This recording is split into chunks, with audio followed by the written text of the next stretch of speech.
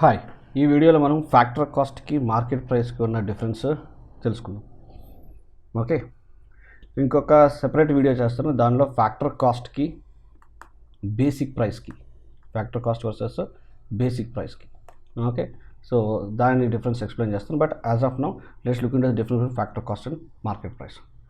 Factor cost గురించి తెలుసుకునే ముందు మీకు I just want to brush up what are said to be factors of production. Factors of production అంటే ఏంటంటే those things that are said to be essential for producing any goods and services, the quintessential elements for producing any goods and services. Okay, so దీన్నే మనం means of production కూడా refer చేస్తాం. నాకు తెలిసి మీకు చాలామందికి తెలిసే ఉంటాయి, but I just want to clarify.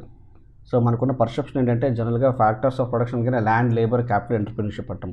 Land అంటే మనకి ఏం గుర్తొస్తుంది? జస్ట్ ఓన్లీ ఫిజికల్ ల్యాండ్ ఏదైతే ఉందో అదే అనుకుంటాం. కానీ ల్యాండ్ అని ఎప్పుడైనా రిఫర్ చేసేటప్పుడు we are referring to anything that is part of nature, naturally available things ఏదైనా మనం దాన్ని ల్యాండ్ అని రిఫర్ చేస్తాము. ఓకే, దానికి పే చేసే కాంపన్సేషన్ ఆ రెమ్యూనరేషన్ మనం జనరల్గా రెంట్ అనే దాంతో రిఫర్ చేస్తాం. So when I simply say factors of production, one of the factors of production is land. మీరు సింపుల్గా ఒక నేల, భూమి ఏదొక్కటి అనుకోవద్దండి. Anything that is part of nature we refer it as a land అనమాట. క్యాపిటల్ అంటే మళ్ళీ ఏమనుకుంటాం మనం? Only money.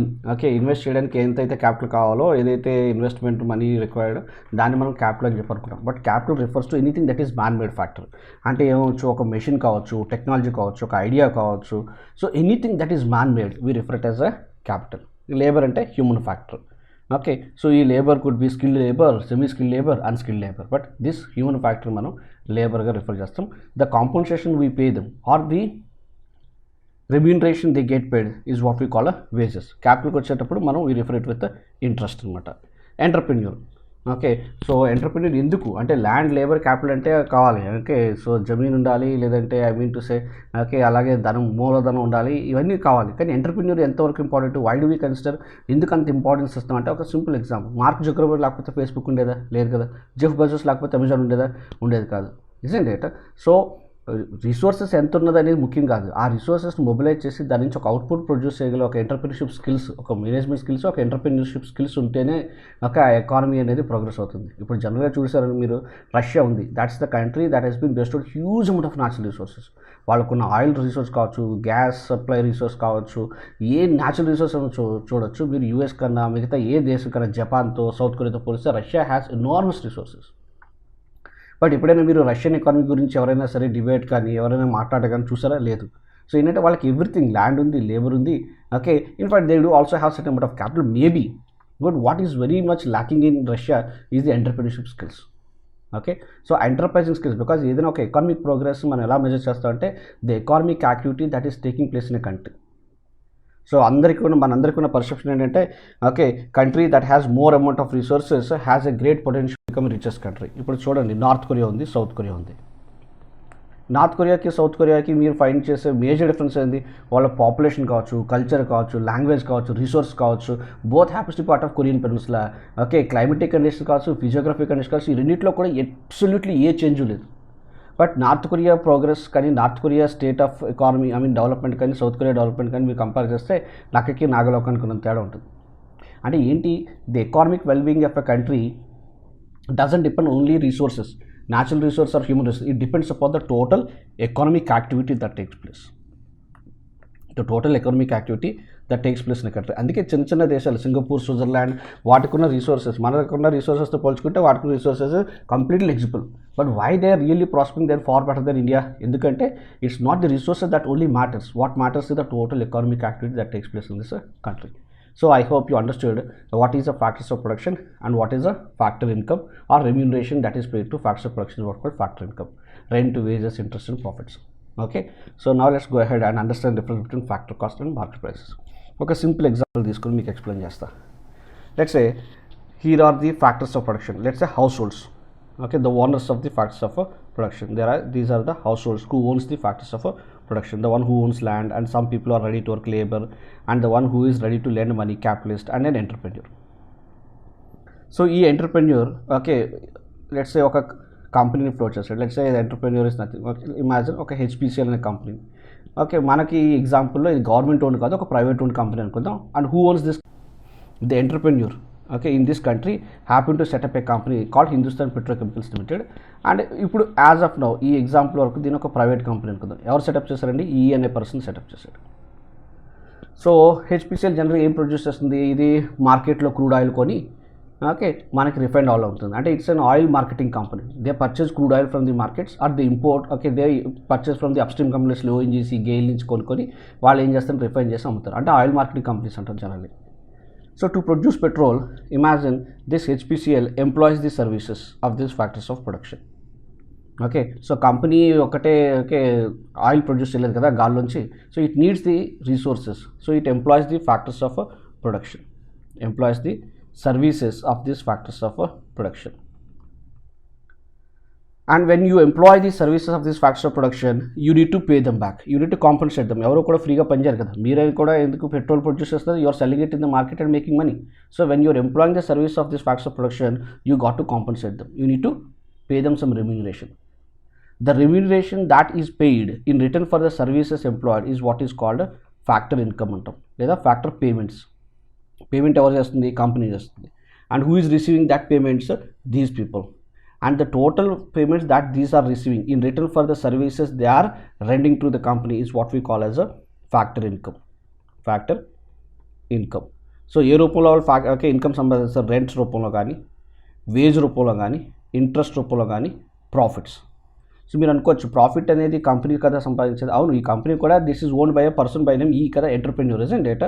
So even this entrepreneur is very essential to produce this petrol. ఎందుకంటే ఈ ఎంటర్ప్రెన్యూర్ అనేవాడే లేకపోతే ఎంత ల్యాండ్ ఉన్నా, ఎంతమంది లేబర్ ఉన్నా, ఎంత మనీ ఉన్నా సరే ఎంటర్ప్రెన్యూర్ లేకపోతే పెట్రోల్ ప్రొడక్షన్ జరిగేది కాబట్టి ఈ ఎంటర్ప్రెన్యూర్ కూడా వీళ్ళలాగే మనం కాంపన్సేట్ చేయాలి. అంటే he also deserve some compensation or some remuneration. అందుకని the rent, wage, interest, profit earn by these all factors of production as what I am calling as a factor income, which is nothing but the payments made by the company in return for the services of factors of production. అర్థం కదా? సింపుల్గా మనం ఈ HPCL rent రూపంలో ఒక 25 రూపాయలు, okay, 20 రూపాయలు rent కోసం, 25 రూపాయలు ఏమో వేజెస్ అంటే శాలరీస్గా, 25 రూపాయలు ఏమో interest on the loan borrowed or capital, and 25 rupees is its profit. అంటే ఎంటర్ప్రెన్యూర్కి 25 రూపీస్ ప్రాఫిట్ తను ఉంచుకొని 25 రూపాయలు ఏమో రెంట్గా పే చేశాడు, 25 రూపాయలు ఏమో వేజెస్ శాలరీస్గా, 25 రూపాయలు ఏమో ఇంట్రెస్ట్గా పే చేశాడు, 25 రూపాయలు తన ప్రాఫిట్ అంటే ఎంటర్ప్రెన్యూర్ ప్రాఫిట్ అనుకుందాం. సో ఇప్పుడు నేను మిమ్మల్ని ఒకే సింపుల్ అడుగుతాను. అంటే ప్రతి ఒక లీటర్ ఆఫ్ పెట్రోల్ ప్రొడ్యూస్ చేయడానికి ఖర్చు మొత్తం ఇంత అయింది అనుకుందాం. ఎంత అయిందండి? రెంట్ అంటే ల్యాండ్ ఓనర్కి 25 రూపాయలు రెంట్ పే చేశాడు, ఎవరైతే వర్క్ చేస్తారో తన కంపెనీలో వాళ్ళకి వేజెస్ రూపంలో 25 రూపాయలు పే చేశాడు, తను తెచ్చిన అప్పుకి 25 రూపాయలు ఇంట్రెస్ట్ పే చేశాడు. తనకి అంటే తను కూడా ఒక పార్ట్ ఆఫ్ ద కంపెనీ, ఎందుకంటే తన కదా ఇదంతా మొబిలైజ్ చేసి, so he happen to compensate for himself. Okay, so అది ప్రాఫిట్ రూపంలో 25 రూపాయలు తన దగ్గర ఉంచుకున్నాడు. సో మొత్తం ఎంత అయిందండి? మొత్తం ఖర్చు తనకి ఓకే 100 రూపీస్ అయింది. అంటే తన ఇన్కమ్తో పాటు చూసుకుంటే ఎంటర్ప్రెన్యూర్కి ఒక లీటర్ పెట్రోల్ ప్రొడ్యూస్ చేయడానికి తన కాంపన్సేషన్తో, అంటే తన కాంపన్సేషన్ ఎంటర్ప్రెన్యూర్ కాంపన్సేషన్ ప్రాఫిట్స్, తన ప్రాఫిట్స్తో పాటు చూసుకుంటే ఒక లీటర్ పెట్రోల్ ప్రొడ్యూస్ చేయడానికి 100 రూపాయలు ఖర్చు అయింది. దీన్ని నేను సింపుల్గా ఏంటంటే the money spent on factors of production in producing unit output అంటే ఇక్కడ యూనిట్ అవుట్పుట్ అంటే 1 లీటర్ ఆఫ్ పెట్రోల్ ప్రొడ్యూస్ చేయడానికి the amount of money this company spent upon the factors of production or the factor payments made to produce 1 litre of petrol to the factors of production is what is said to be called as the factor cost of petrol. ఈ ఎగ్జాంపుల్లో factor cost అంటాం. Factor cost of petrol ఎంత అయిందండి? మొత్తం 100 rupees. So మీకు చాలామందికి doubt ఉండొచ్చు, cost of petrol అంటే రెంట్కి, వేజ్కి, ఇంట్రెస్ట్ పే చేస్తే ప్రాఫిట్ ఎందుకు ఇంక్లూడ్ చేస్తాడు? ప్రాఫిట్ ఎందుకు ఇంక్లూడ్ చేస్తాడంటే ఒక లేబర్ మన కంపెనీలో పనిచేస్తాడు, కాంపన్సేట్ చేస్తాం. అలాగే ఒక ఎంటర్ప్రెన్యూర్ కూడా తనకున్న ఆపరేషన్స్ అన్నీ వదులుకొని ఈ కంపెనీయే తన జీవితం అనుకొని, ఈ కంపెనీయే తన సోర్స్ ఆఫ్ ఇన్కమ్ అనుకొని ఈ రిసోర్స్ అన్నీ మొబిలైజ్ చేసి తను రిస్క్ తీసుకుంటున్నాడు కాబట్టి తనకు కూడా కాంపన్సేషన్ ఇవ్వాలా లేదా? తనకు మనం రెమ్యూనరేషన్ పే చేయాలా లేదా? ఇదండి. అందుకనే when it comes to accounting the factors cost, we consider the rents paid, wages paid, interest paid, and also profits, okay, of the entrepreneur as part of cost of production or simply the factor cost with respect to 1 unit of output. అర్థమైందండి. So ఇక్కడ ఈ example factor cost of 1 litre of petrol అయితే simply ₹100. Market price అంటే ఏంటి? ఇప్పుడు so ఈ హెచ్పిసిఎల్కి మొత్తం తన ప్రాఫిట్తో పాటు చూసుకుంటే 100 రూపాయలు ఖర్చు అయింది. మరి ఈ HPCL is going to sell the petrol at ₹100? No. Okay, so ఇప్పుడు ఏముంటుంది, let's say government of India ఉంది. ఇప్పుడు గవర్నమెంట్ ఏముంటుంది, నువ్వు 100 రూపీస్కి ఓకే నీ ఖర్చు అయ్యొచ్చు, నువ్వు నీ ఫ్యాక్టర్ కాస్ట్ 100 రూపీస్ అయ్యొచ్చు. But since you are selling this petrol in my country and you are making some profits and people are consuming and benefiting, I am imposing some tax. Let's say that indirect tax, మనం excise duty, సింపుల్గా మన central excise duty. Okay, so సింపుల్గా నేను indirect ట్యాక్స్తో refer చేస్తాను అనుకుందాం. Indirect ట్యాక్స్తో refer చేస్తే let's say the government impose some 40%. అంటే ఇప్పుడు హెచ్పిసిఎల్ చెప్పండి, హెచ్పిసిఎల్ 100 రూపాయల పెట్రోల్ అమ్ముతుందా, 140 రూపీస్కి అమ్ముతుందా?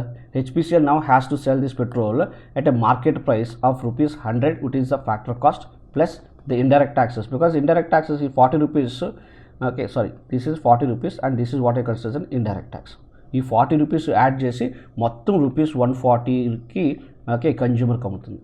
ఈ కన్జ్యూమర్ కమ్మిన దానిలో 100 రూపాయలు తన ఫ్యాక్టర్ కాస్ట్, 40 రూపీస్ ట్యాక్స్గా గవర్నమెంట్ ఆఫ్ ఇండియాకి పే చేస్తుంది. So the price at which the product is traded in the market is what is called market price. The product is traded in the market is called market price. కానీ మీకు ఇంకా ఇప్పుడు generally 140 rupees per petrol అంటే చాలామంది goal చేస్తారు. ఇప్పటికే 100 దాటినందుకే చాలా ఇబ్బంది పడుతున్నాం కదా, మరి 140 రూపీస్ పర్ పెట్రోల్ అంటే okay the government thinks my people cannot afford to purchase. Now let's say the government comes forward and simply says 140 rupees is too much. Okay, you HPCL, rather than selling at 140 rupees, you only sell at 80 rupees. The rest of 60 rupees, మిగతా 60 రూపాయలు ఏదైతే ఉందో నేను okay ఒక subsidy రూపంలో నేను ఆ ఖర్చు భరాయిస్తాను. Subsidy okay 140 rupees per petrol అంటే నాకు okay my people cannot bear this price. So henceforth government ఏం చెప్తుందంటే, జస్ట్ ఇమాజిన్ గవర్నమెంట్ హెచ్పిసిఎల్తో 140 రూపీస్ అయితే చాలామంది పే చేయలేరు కాబట్టి in order to bring it petrol affordable to common man, you sell it 80. But when you sell it 80 you might incur a loss of 60 rupees and you don't worry. ఆ 60 rupees నేను subsidy రూపంలో నేను కంపెనీకి pay చేస్తాను. So ప్రతిసారి నువ్వు 1 litre petrol అమ్మినప్పుడు 60 రూపాయలు సబ్సిడీ రూపంలో నా నుంచి రాబట్టుకో, 80 రూపాయలు కన్జ్యూమర్ నుంచి రాబెట్టుకో. సో ఇప్పుడు సబ్సిడీకి రూపంలో 60 రూపాయలకి నాకు 60 రూపాయలు గవర్నమెంట్ సబ్సిడీ ఇస్తున్నప్పుడు చెప్పండి, హెచ్పిసిఎల్ 1 లీటర్ ఆఫ్ పెట్రోల్ ఇంకా 140 రూపీస్కి అమ్ముతుందా? లేదు, 60 రూపాయలు ఇందులో గవర్నమెంట్ నుంచి సబ్సిడీ వస్తుంది కాబట్టి అది తీసిగా మిగతా 80 రూపాయలకి అమ్ముతుంది. సో నా మార్కెట్ ప్రైస్ ఆఫ్ పెట్రోల్ ఎంత అయిందండి? ₹80. Okay, so the price at which the product is traded is 80. Factor cost ఎంత అయింది? 100. ట్యాక్స్ కాంపోనెంట్ ఎంత? ₹40. So now let's try to find out how could we bring in all these things together. So సింపుల్గా చెప్పాలంటే ఇప్పుడు మీరు చూస్తే factor cost అనేది market price నుంచి ఓకే ఇండైరెక్ట్ ట్యాక్సెస్ సబ్ట్రాక్ట్ చేసి సబ్సిడీస్ బిల్లు యాడ్ చేస్తే వచ్చేదాన్ని ఫ్యాక్టర్ కాస్ట్ అంటాం. చూద్దాం ఎగ్జాంపుల్లో. మార్కెట్ ప్రైస్ ఆఫ్ పెట్రోల్ ఎంత? సబ్సిడీ పోగా 80 రూపీస్. ఇండైరెక్ట్ ట్యాక్స్ కాంపోనెంట్ ఎంత? 40. సబ్సిడీ బిల్ ఎంత? 60 రూపాయలు. ఇప్పుడు లెక్క పెట్టండి, 80 + 60 140 - 40 100. చూసారా ఫ్యాక్టర్ కాస్ట్ మనం ఎంత ముందు అనుకున్నాం? 100 రూపీస్. ఓకే, సో మనకు వచ్చిన నెంబర్ ఎంత? 100. సో దీన్ని మనం ఇంకో రాయొచ్చు, market price is equal to factor cost. దీన్ని అటు తీసుకెళ్తే అవుతుంది plus indirect taxes minus subsidy.